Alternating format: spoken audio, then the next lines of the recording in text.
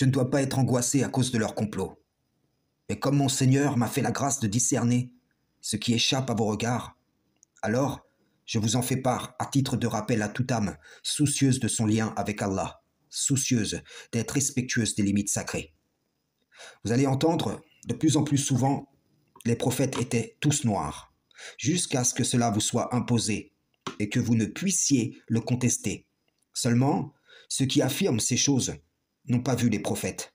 Ceux-là même de qui ils tirent leur témoignage n'ont pas vu les prophètes. Et pourtant, cela s'imposera probablement dans le monde à venir comme une réalité incontestable, car le basculement de domination terrestre implique un changement de paradigme. C'est donc une conjecture qu'il forge à partir de ces deux armes du diable banni, que sont la tradition religieuse et l'histoire humaine, via lesquelles ces suppôts sont excités à influencer les compréhensions des écrits divins. Ainsi procède toujours l'ennemi. Par une source externe, il presse afin de faire dévier l'interprétation juste de ce qui se trouve à l'intérieur du livre. Vous l'avez vu par la tradition pour les traditionalistes, et c'est aussi le cas en ajoutant l'histoire, les hadiths historiques pour les afrocentristes.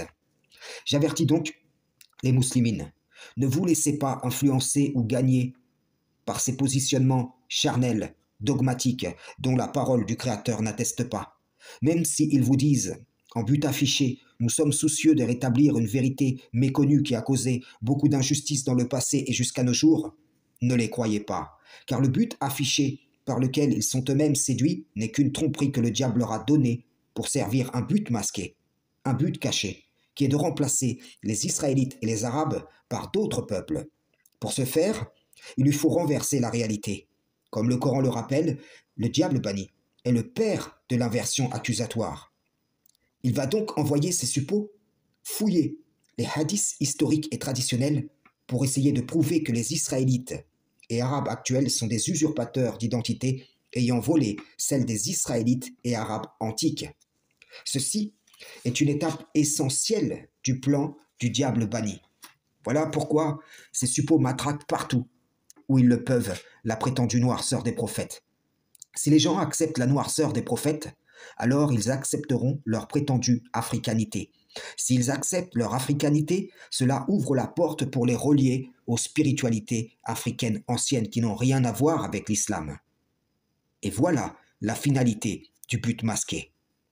Je dirais donc ceci aux traditionalistes, parce qu'au départ, vous avez accepté de prendre en Seigneur en dehors d'Allah des êtres eux-mêmes créés, qui ne sont maîtres ni de la vie, ni de la mort, ni du jour de la résurrection, parce que vous avez accepté de prendre pour règle, en dehors de la règle d'Allah, ce sur quoi il n'a fait descendre aucune preuve, d'associer à sa parole la tradition des hommes.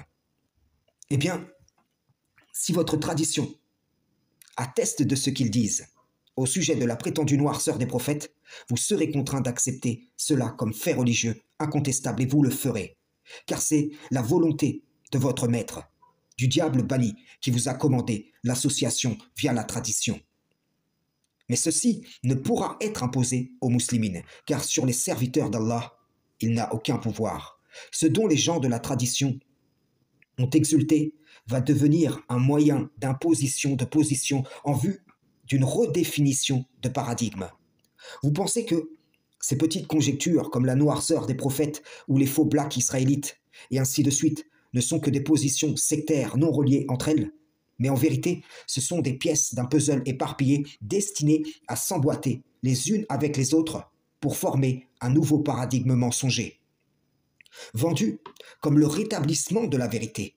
Lorsque vous voyez, vous sentez les djinns et hommes shaitan s'efforcer dans un même sens et pour un même but, cela ne peut être sans l'ordre de celui qui le leur commande. Cela ne peut être sans raison.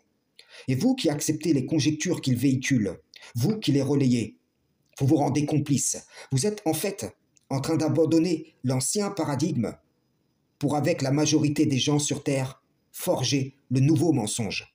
De sorte que vous passez d'un mensonge ancien à un mensonge nouveau. Un prophète a dit, le diable est le père du mensonge. Et moi, je demande aux enfants d'Adam, qui est votre père? Si votre père dans la foi est Abraham, sachez que lui n'a pas été serviteur du mensonge. Frères et sœurs en islam, salam, shalom.